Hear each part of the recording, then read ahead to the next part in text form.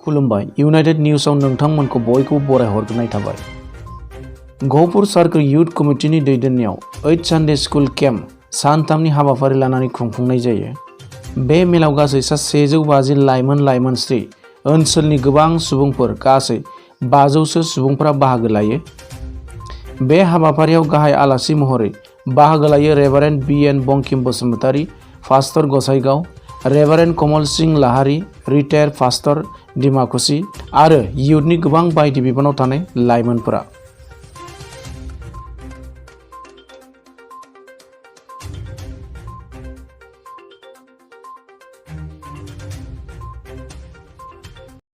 गिबि सेन्टाराव United news आरो बड'लेण्ड निउस नोंथांमोनखौ हामबाय होनदों जोंनि बे हाबाफारियाव निउस कभारेज खालामनायनि थाखाय।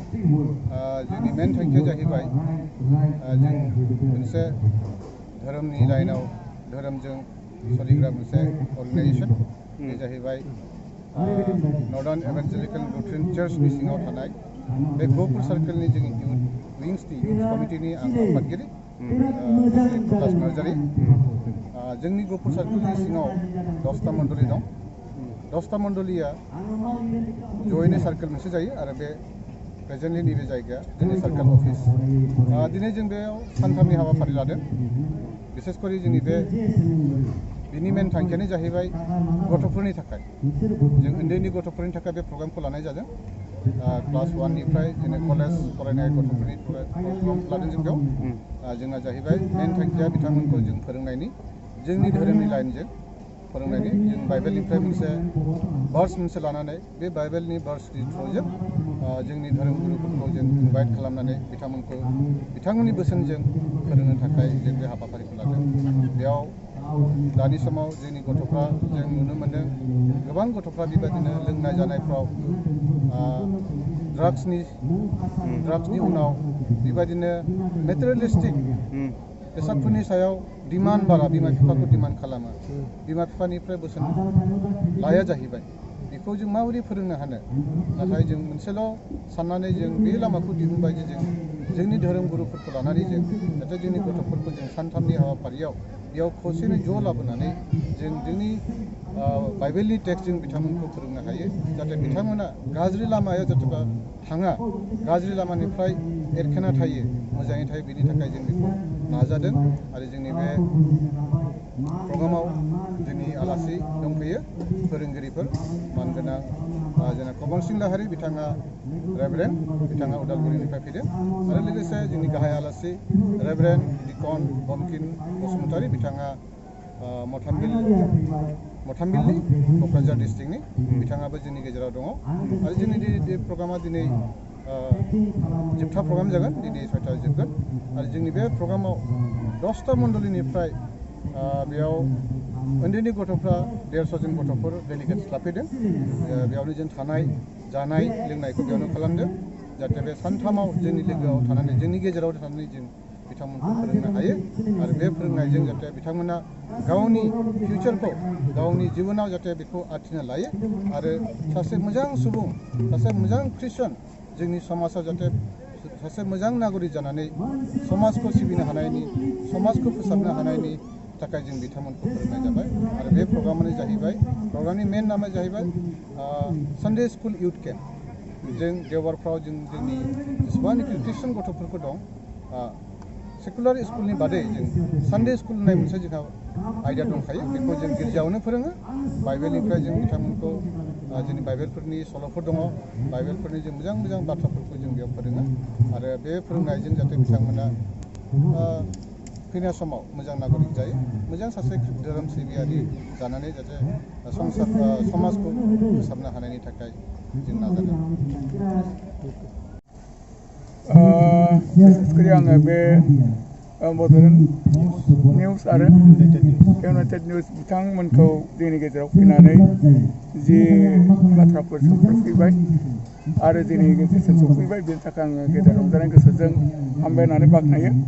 जोङो दिनै बे जिथुनाखि 8 सानडे स्कुल केम्प 2021 बे गहपुर सार्केल इउथ कमिटिनि दारै खुंजानाय जादों आरो बेहाय जि टिमफोर बहाय लानाय जादों नोंसोरो दा आन्दायै होजा गाज्रि लोगो लानायफोरनिफ्राय गाहाम हुदाफोरखौ जामलां दाहो आरो बिनिफ्राय बिनि नैथिया कनफार्मेशन प्रग्राम नैबेखौ लानानै खालामनाय जादों आरो बिसेसकरि नैबे कनफार्मेशन प्रग्रामा बेनो जोंनि नैबे डिनोमिनेसनाव जोङो गोरलै समावनो बाप्तिस्मा होनाय नियम जोंहा दङ जोनोम जानाय लोगो लोगो जोंनि फरियालफोरा जुदि ख्रिस्टान फरियालब्ला जोंनि जोनोम जानाय उन्दै गथ'फोरखौ गोरलैयावनो इसोरनि मुङै जोङो बाप्तिस्मा होनानै जों जेखौनोखि फोथायो बे फोथायनायावनो बिसोरखौ जोङो दोनो आरो बे फोथायनायनि गेजेरजों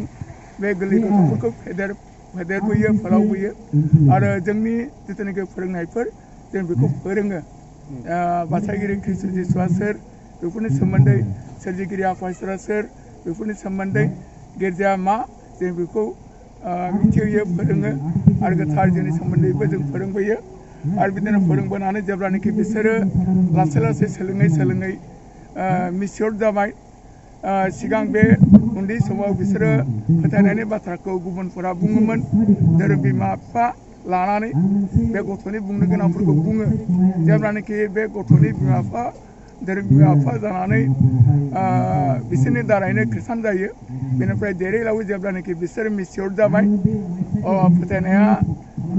फोथायनायनि बिसयखौ मिथिबाय अब्ला बिसोरो कनफार्मेशननि बैसोखौ मोननाय लोगो लोगो बिसोरखौ जोंनि कमिटिफोरा ज' खालामनानै सोंनाय जायो जेरैबायदि गोरलै समाव नोङो जिसु ख्रिस्टखौ गावनि बासायगिरि होननानै फोथायोना आं फोथायो सोरजिगिरि आफा इसोर आरो बासायगिरि ख्रिस्ट जिसु आरो गोथार जिउखौ नोङो जेब्लायबो फोथायोना आं फोथायो नैबे बाथ्राफोरखौ उन्दैयाव सोंनाय जायोमोन नैबे एखे बिसयखौनो जेब्लानाखि देरबाय लावबाय आरोबाव बिसोरनाव सोंफिनबावनाय जायो आरो नोङो बिफा इसोरखौ गोसो फोथायोना आं फोथायो बासायगिरि जिसु ख्रिस्टखौ बासायगिरि होननानै नोङो गोसो फोथायोना आङो फोथायो आरो गासैबो आङो फोथायनायनि दारै बासायजानायखौ आं मोननो हागोन नैबे खोथाखौ जेब्लायबो बिसोर स्वीकार खालामनानै बुंनायजों लोगोसे बै उन्दै समाव जे बिसोर बाप्तिस्मा लाबाय दा नैबे देरै लावै गावसोरनि खुगाजोंनो गावसोरनि फोथायनायजोंनो